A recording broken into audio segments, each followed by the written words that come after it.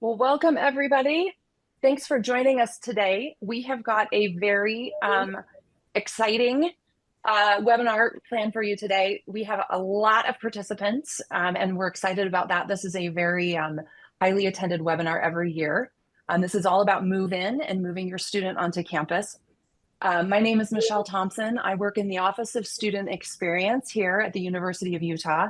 And it is my pleasure to host you all here today. We've got a team of folks on our panel from our Housing and Residential Education program. I'll allow them to introduce themselves in just a moment, but just a couple of things before we get started. This is being recorded today so that we can edit it and post it on our YouTube channel for other families to enjoy at their leisure. And one thing I'd like to ask all of you attending is if you would put in the chat where you're from, just state or city is fine. And if this is your first student that you are moving onto a campus, it doesn't have to be the University of Utah, it could be any campus, but we're curious to know how many folks have been through this before and how many this is a brand new experience for. So as you're doing that, we'll go ahead and kick it over to Victoria. She'll introduce herself, and then maybe Austin, and then we'll wrap up with Paul, and he can get the presentation started. Perfect. Hi, everyone. My name is Victoria Hatch. I am the Assistant Director of Resident Services. What that means is that once your student is on campus, we have front desks in our housing buildings, and I help oversee those areas. So happy to answer any questions about what your student is going to be able to experience while on campus. Awesome. And my name is Austin Baugh. I currently serve as the venue manager for housing, but my previous role was the housing outreach coordinator. That role kind of works as the info guy. So if you have questions, please send them my way, and I'm happy to answer them. Awesome. Thank you.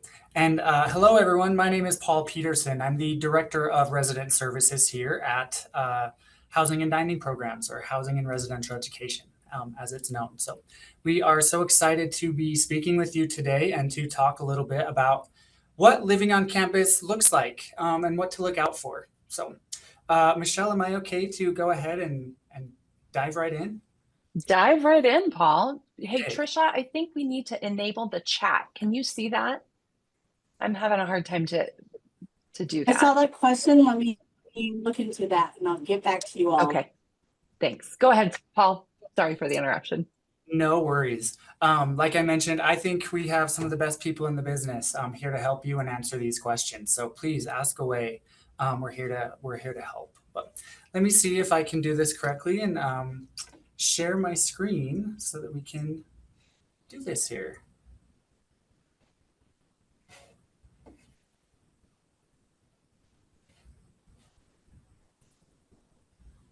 Okay, how does this look like to everyone? Wonderful? Great, thank you. All right, like we talked about, living on campus. First of all, usually the most questions come because we are pre-occupancy, so before our students move in, is the housing offer process. I know sometimes it can be a little cumbersome, maybe slightly confusing, so we're here to help answer those questions. But first of all, before we even get into this slide, I do want to let everyone know that we have met our goal and all students that were on our guaranteed housing list have received an offer, a bed on campus. So that just went through. So if you are one of the parents on here today wondering if your student was on that guaranteed list, have them check their email because there is a bed offer for them because we have met that guaranteed list. We'll talk a little bit about what that means later with the non-guaranteed list and as rooms come available. But like we mentioned, to be on that guaranteed list, you must have applied by May 5th to be on that first guaranteed list for freshmen, freshmen only. One thing to note is we do everything through the student's UMail, not through their Gmail, not through their Hotmail, not through a parent's email as well. Everything we do on university campus is through the student's UMail. So have them check that regularly, please. But like we said, those offers that went out, they have 72 hours to receive a room, to go in and reserve their room or reserve their space. That is a tight timeline, but that's why we say please check your UMail regularly to see those things. You can also see your progress at utah.edu/waitlist. But I have some more info as well. Maybe we'll get into that real quick before we even switch. So talking about the non-guaranteed list now, since we've exhausted the guaranteed list, an email will be sent out today to everyone that is on the non-guaranteed list. That'll have more information, but what's going to happen is we're going to allow access to those students into our portal that shows all of the rooms that we have available, which is few, but those rooms that we have available. So it's kind of like an open platform where you can kind of check and peruse and see. It's a dynamic list, so that changes all the time. So feel free to check in regularly once you have access to that portal to see what rooms open up. You would be surprised. Rooms open up all the time for lots of different reasons. We have unexplained, unexpected cancellations. We have students that don't meet certain criteria that can't be on campus because they don't meet the credit hour requirement. They ended up not coming to campus anymore, literally the day before. So rooms open up for various reasons. So continue to check that if your student is on that non-guaranteed list and look for those rooms that are available. And I'm just, if we have questions, feel free to throw those in the chat or and Michelle can chime in as well. But let's talk about pre-move-in information. We have so many services available to us on campus. One of those is, we are a very outdoor campus. We literally are on a mountain. So a lot of people tend to bring bicycles and scooters. We do have bicycle storage in almost all of our residential housing units. It is a lottery process, and that first lottery you had to request by July 1st. I believe that's on a rolling basis. I'm going to get more info on that just to make sure, but it's still, okay, I'm getting a yes here. On the rolling basis, if you're bringing a bicycle to campus. Should you have more questions about that as well, feel free to call into our main housing office and our housing ambassadors can assist you. Should you not get one in our bike storage, sometimes you can put it in your room, just depending on the space and size. And we also have outdoor bicycle locks storage areas in front of every single building. So there are places to do that. Something else that's super popular. Oh, yeah. I'm going to jump in real quick too. If your student has a bike or does not have a bike lock, they are welcome to reach out to our campus safety department, and they have some free locks and helmets that your student can claim. They're limited, but if you're interested in that, our Office of Public Safety can help. Oh, love that. Yeah, that's a great resource. We do have loft kits for the beds. So almost all of our beds, you will have to check. There are a few new spaces and things that aren't loftable, but most of our beds on campus are loftable. A lot of students tend to do this because it gives them extra room under their bed to either put their desk or dresser drawers, or just have a nice little hangout space for storage. You can go to any of our front desks within your residence hall and rent a mallet. Some are self-lofting, and then some you'll just put in a maintenance request and we can do it for you. So we're here to help you at the front desks of which ones maintenance will need to help you lift and which ones are self-loftable, which is just, it's a nice little mallet and we just lift them up. So really nice. Can I bring my own mallet? You can bring your own mallet, not a hammer. So there is a difference. Okay. Yes, hammer there is. will ding up the metal, but the mallets are the soft, rubbery hammers that are very easy to just get out of those little hinges. So, and yeah. Paul, do all of the rooms have the same lofting kind of process and equipment? So if I had two students, maybe one's in Callard and one's in Benchmark, are they the same systems? Not quite. So that's why you can go onto our website or you can call in and we can tell you which beds are self-loftable and which ones you'll need to submit a maintenance request for. Okay. But I believe, and I'm going to get an answer over here, like if your student is living at the epicenter, I don't believe those ones are loftable. Is that incorrect? Correct, yeah. They are like kind of built into that room and how they are and the way that they're shaped and the way that the layout is. So, but Okay. 90% are loftable if you prefer to do that. We also partner with a company called College Products. You'll see the website here, collegeproducts.com/store/Salt Lake City. We'll throw that in the chat. If you would like to rent a fridge freezer combo and or a microwave and or a safe, they will be here. And actually the deadline is August 1st on the website to rent one of those for the semester or for the year. But you can also bring your own if you prefer to purchase one. But they will also be here in our launch lounge at CalArt Village in our courtyard during move-in. So if you missed the August 1st deadline and you're like, yeah, we should get you a microwave, you can also rent them day of when you move in at our launch lounge. Really great options there as well. They just know how to do it. You don't have to worry about throwing it in your car and having the space and carrying it up the stairs. We will put it in your room for you. So really, really great options there. And then we also have Xfinity on campus should students or residents want some form of internet/television. We have a Go service stream with Xfinity, which we can help you here as well. Now let's talk about actual move-in, my favorite days of the entire year, and it's coming up so quickly. I love the vibe and I love the feel on campus. There's just nothing like a move-in on college campuses, so it's so much fun. But pre-arrival, we want to make sure you have all the information that you need. So please check your arrival appointment by logging into the Housing U portal of the day and the time of your arrival. Make sure that you have your UID downloaded. We are a mobile first campus, so a student's ID will be on their phone. We do have an option to actually have a physical card, but we discourage that.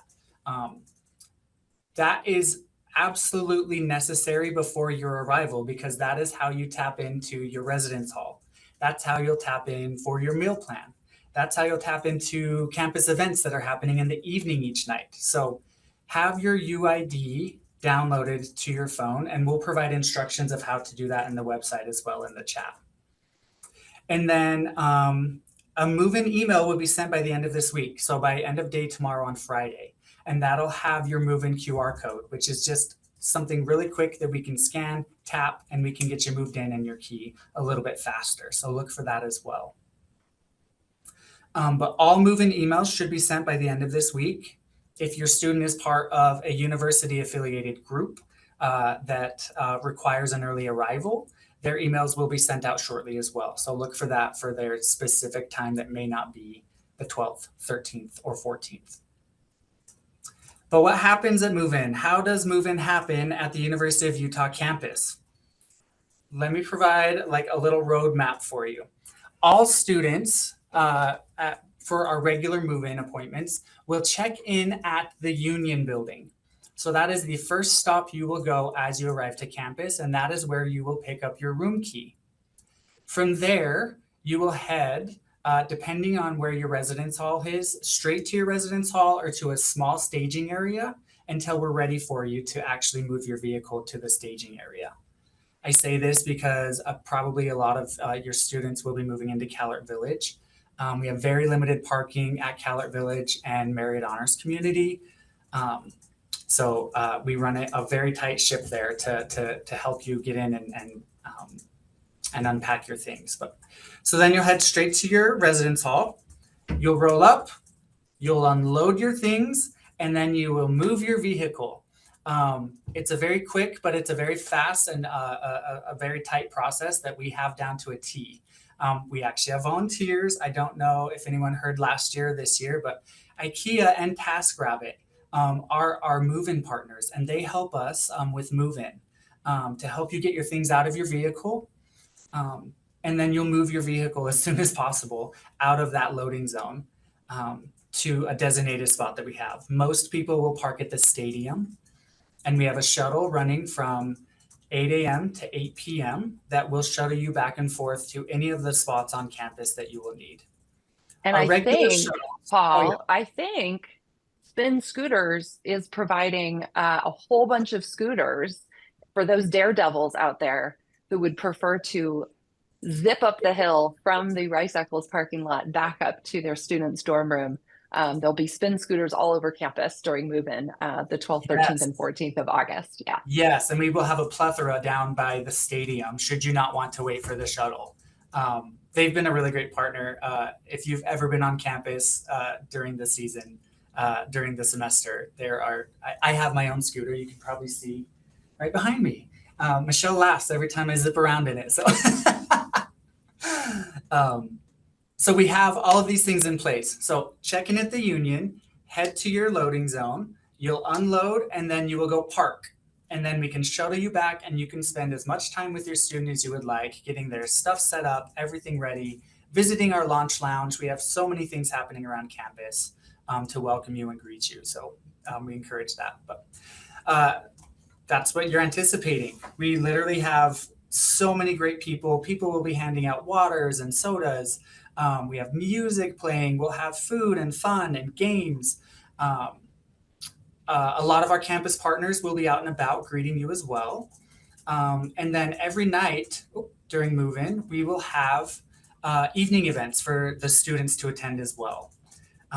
We have found that kind of the first 3 weeks of a student's experience is where they form the most friendships. So we try and have so many events every single evening where you can meet everyone else that has come onto campus. So make sure you let your students attend those. I know parents love to stay and be on campus, but this is also a time for them to form those really strong bonds that hopefully will last them throughout their life. And that starts here with a lot of these events. Paul, could you speak a little bit to if families have made arrangements to move in early for various reasons? Can you speak to a little bit what that process is? Yeah, so move in early. Some emails have already been sent out. For example, if your student is part of a sorority, they move in a little bit early because they have their recruitment that whole first week of move-in. So they move in early. It's a similar process to how we move in here, but some of those key points change, like where they pick up their key, where they would park. But everything should be in those emails. But should your student have an issue with sensory needs, or if the hustle and bustle and the craziness is a little too much for a student, we do have a sensory friendly day on that Monday before our regular move-in to help assist those that just want maybe quieter feel to get their things moved in. So they can work through our Center for Disability and Access office to request an early arrival for that, should they qualify. But early arrival is just, they have to be here for marching band. They have to be here for cheer to make sure that they're welcoming your students. So it's fun. But they don't get the experience that regular move-in does. I have some tips and tricks that I definitely want you to be prepared and to be aware of. We get so many questions around mail and packages. I cannot express, you would be shocked, parents, how much mail we receive in our mailrooms here in our housing and residential areas. It's unbelievable. I believe Victoria probably has the statistics, but it is unreal. I should take a picture and send it out. But we do not start accepting mail until August 5th, which is next week on Tuesday. So you can start mailing things to our spaces starting August 5th, and we will hold them for your students or yourself. We ask that you don't mail giant couches or giant fridges or things that are extremely heavy. Again, you'd be surprised at some things that get mailed here, but we will hold that mail for your student, and they can pick that up during move-in. You can check for the correct mailing address wherever your student is living at this at this link, and I believe we'll post that in the chat as well. Is your student bringing a vehicle to campus? Some residence halls have more parking than others, but that will go through our commuter services department to acquire a parking permit. So you'll need to get that that first week of move-in. So make sure that you call in or go to their website and make sure you secure a parking permit if you are bringing a vehicle to campus. Is it needed? I don't think so.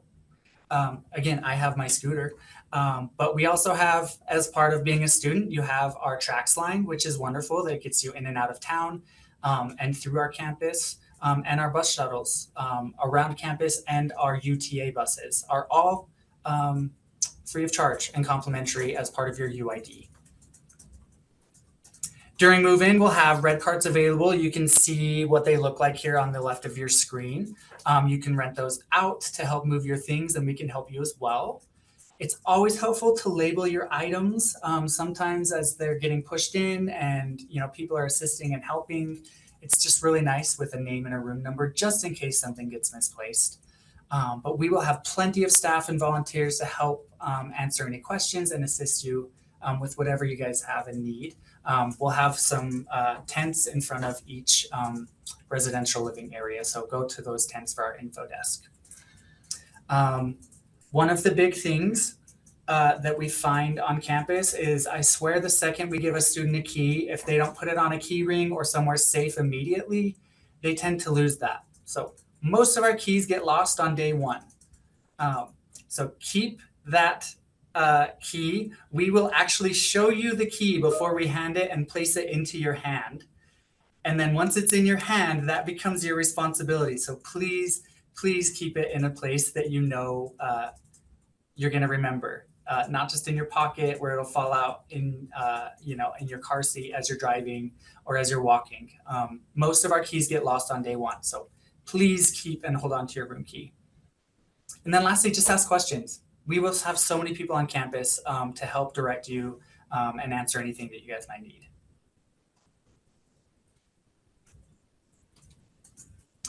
Perfect. I think the hardest part is, I moved away when I went to college as well.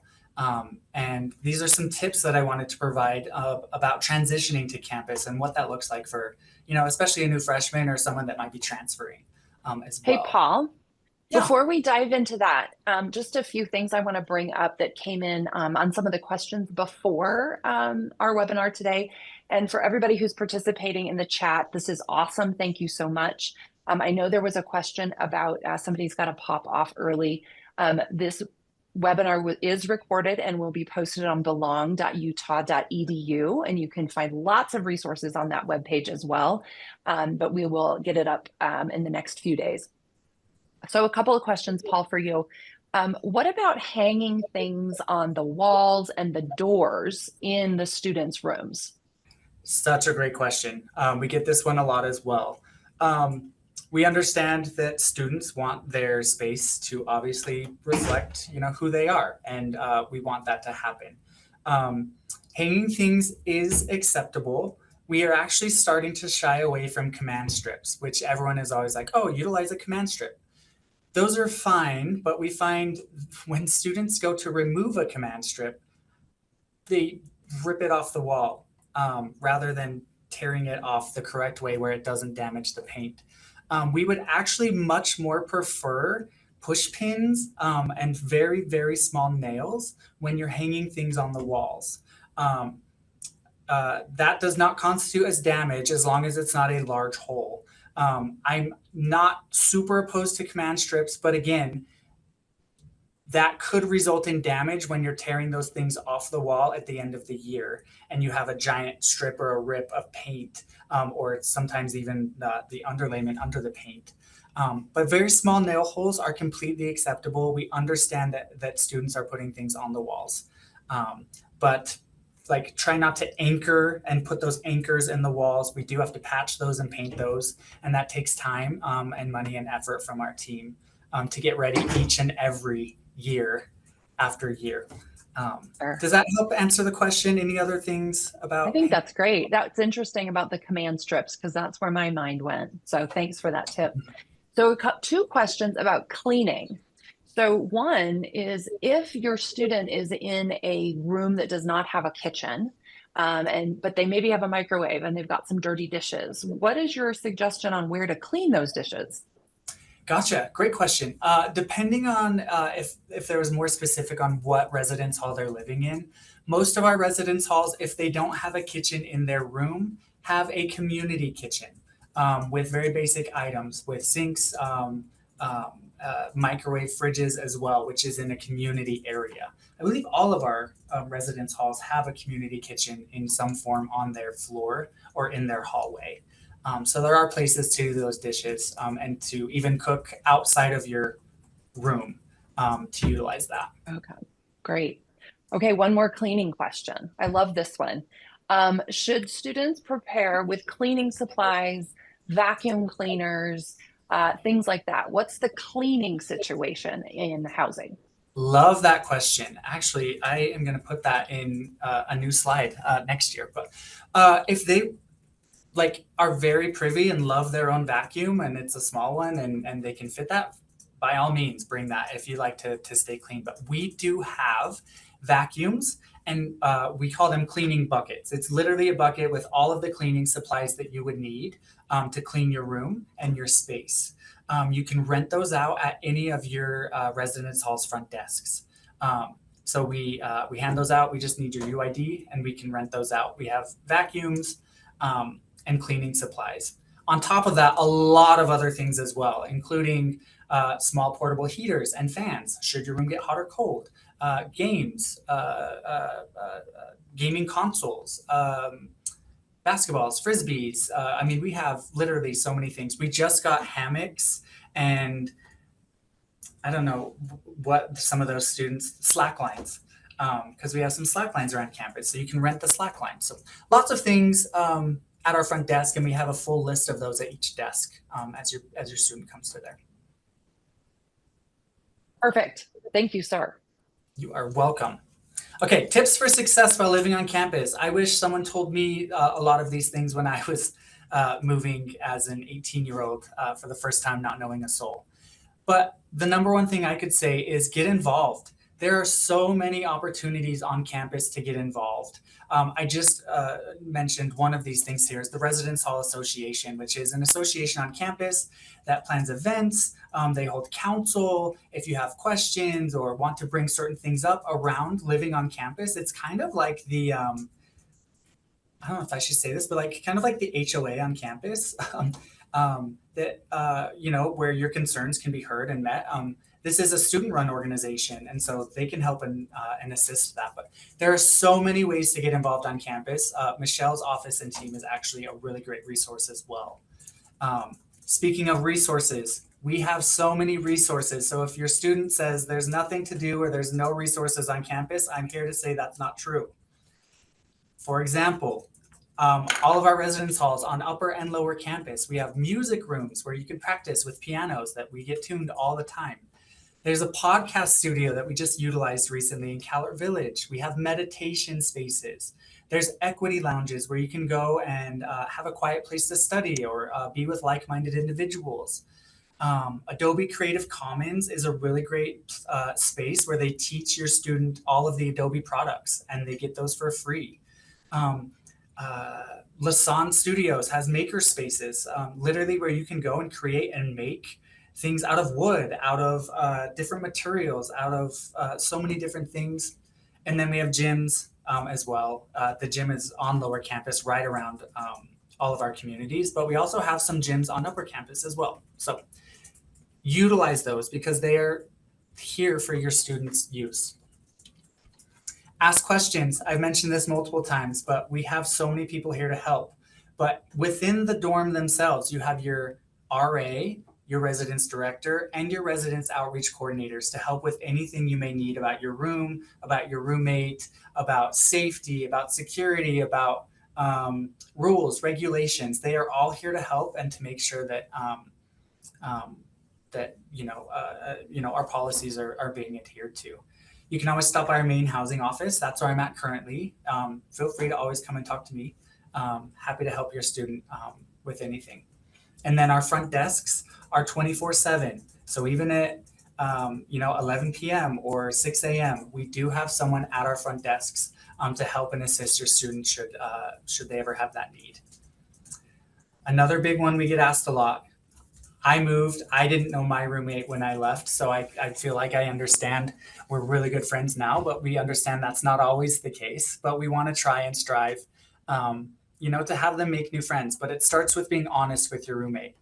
This is what I'm comfortable with. This is what I'm not comfortable with. Please don't eat my food. Things like that. Sometimes at 17 or 18-year-olds, we're like, they want to be so nice, but it's like, hey, let's set some boundaries here. I go to bed at this time. Like, I hope you would respect that. So if there's ever issues with that, feel free to come talk to us at the housing office. But get to know your roommate and go out, to the events with them. Like, start to make those friendships with them. And then lastly, give yourself time to adjust and seek support. We know it's a big change. This is a huge, huge life change for anyone.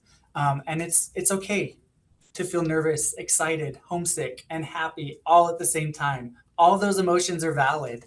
But we want to make sure that you're taking care of yourself as you adjust to campus, because on top of that, school will start soon. And you're making new friends and you're leaving old friends. And that's why, really, for example, like this webinar is here so that we have those resources to help your student. But that's what I had for this webinar. So if there are questions, you can use your phone, and this will scan to our student housing guide on our main housing webpage, which should give a lot of information as well. And you can always contact us here as well. Thank you, Paul. Guys, we're getting some really great questions in the chat, and Victoria and Austin, thank you so much for being so diligent about answering them.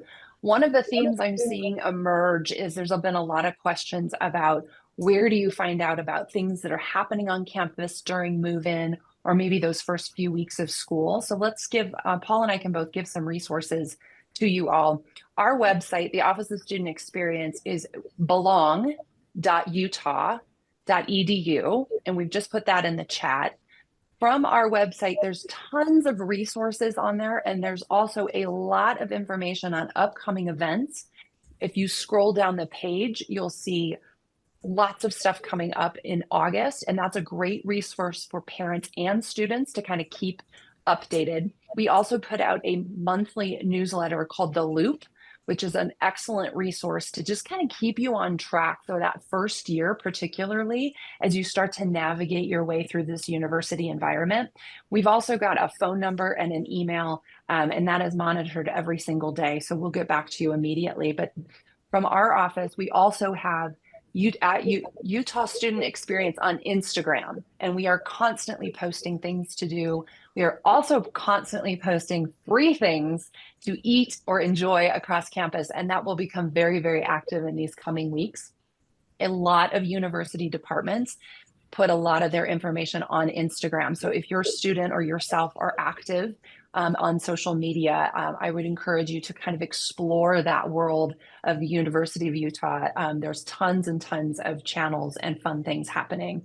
Paul, do you want to speak a little bit to the housing end of things and where they find out about upcoming events and ways to get involved? Absolutely. So our Instagram, and again, between Michelle's Instagram and ours, it's U of U Housing, which I believe is in the chat as well.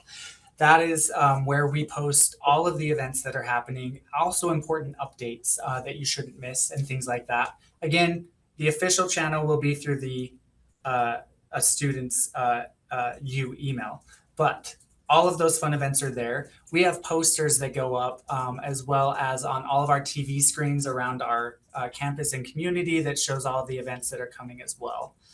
We put that in the dining halls on every table. So there's a lot of areas where we try and advertise those events. But for parents, I think U of U Housing and the Student Experience Instagram as well are really great resources. Also look out for your student because we post a lot of videos at those events, and it's really fun to see like what's happening on campus. Great. It looks like the chat has settled down. Victoria or Austin, anything you guys want us to bring up before we wrap things up?